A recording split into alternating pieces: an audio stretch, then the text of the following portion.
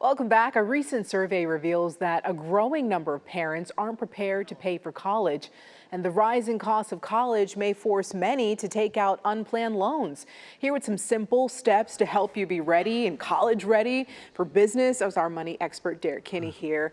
Thank you so much for joining us again. Great to see you, Cleo. Okay, we love to have you here, and this is a big discussion right now. So why are parents feeling, I guess, less prepared to pay for college? Well, and this is even worse than last year. So clearly they're feeling worse every year. But the factors are, number one, inflation. Things are costing more, but the cost of education is skyrocketing more than even the what's called the consumer price index, the average price of things. And then they just feel guilty about having not started saving early enough. All those things feel like they're behind the 8 ball and they don't know what to do. I get it. I get it. I mean, for parents who are behind in their college savings, I guess, what is the first step that they should take? Well, the first step is the most painful, and that is to have what I call the critical conversation with your teen. Okay. And you want to come clean, Cleo, and say, son or daughter, here's what we've saved, and here's the gap that we've had. So that way there's a reality check of no surprises, because their friends are going to probably say, hey, I'm going to go to this college or this, and you don't want your teen to feel disappointed that they can't go to where they're going. But once they know, here's what we can afford, and we have a game plan,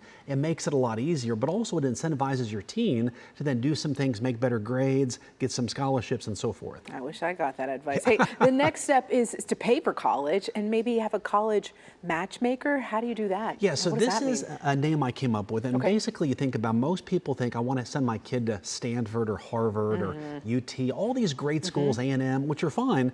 But if your son or daughter doesn't have a natural interest in a field where they're going to make a lot of money per se, you want to be less flexible, actually more flexible on the college they go to. For example, a friend of mine sent their daughter to SMU, and she was going to be a teacher, but he did that only because she could be in the social circles of SMU. Makes sense. She could never pay off the loans at SMU on a teacher's salary. So if your son or daughter wants to be a doctor, a lawyer, a nurse, a specialized field, go to a bigger school, more prominent. But less than that, you have a lot more flexibility. Maybe a community college or a state school can save you a ton of money. First, right. Now, your third step is to set a scholarship strategy.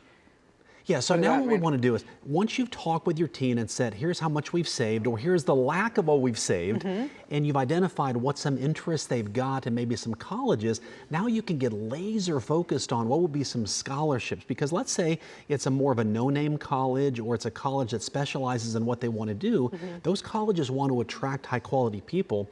And let's say your son or daughter's in the 9th or 10th grade, there's still time to boost their grades and really ramp up their community involvement, their leadership involvement, and all those things are hot buttons colleges love to see, and they'll also dole out money when they see leaders in the making. Yeah, I'm sure. And some discussion there with getting rid of affirmative action as well. All right, what is the biggest mistake a parent can make when it comes to college planning? The number one mistake is to play the comparison game, Cleo, and that is because my friend's son or daughter is going to OU, I need to go to OU, or they're going to UT or A&M.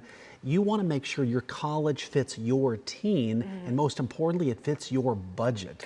So many people basically hemorrhage their future retirement to send their kid to college, and they all end up with debt, and they're no better off for it. So rarely do people ask you 10 years later, where did you go to college? It's what you do with your degree that makes the most difference. Oh, great advice, Derek, great advice. Hey, for more financial tips, please check out Derek's website. It's goodmoneyframework.com. Derek, thank you so much for joining us here. My pleasure. Thank you, Cleo. All right.